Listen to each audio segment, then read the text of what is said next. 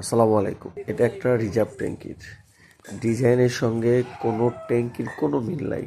আর contractor মনে হয় যে যে কোনো জায়গার থেকে কাঠ টোকায় টোকায় আনছে। সেন্টারিংয়ের কোনো কাঠই এনে নেই। ঢালাই ছিল 10 ইঞ্চি, ডবল জালি ছিল, কোনোভাবেই হয় নাই।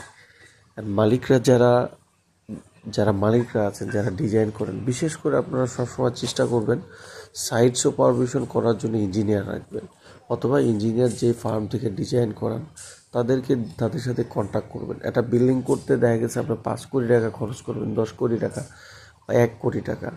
আর একটা ইঞ্জিনিয়ারের জন্য 1 লাখ টাকা আপনি বাজেট রাখতে পারবেন না। আপনার মেন হয়েছে একটা বিল্ডিংয়ের মেনই ডাক্তার হয়েছে ইঞ্জিনিয়ার।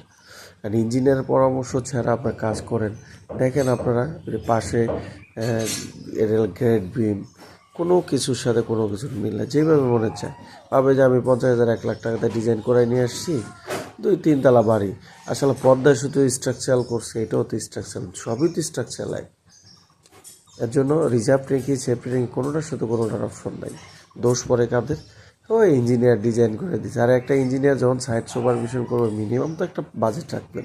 যাওয়ার পর তারা 1,000 টাকা 500 টাকা হাতে ধরে দেন, সে কী দিবে আপনাকে? মিনিমাম 5,000 টাকা বাজেট করেন। দেখেন কোনো ফিনিশিংও ঠিক নেই।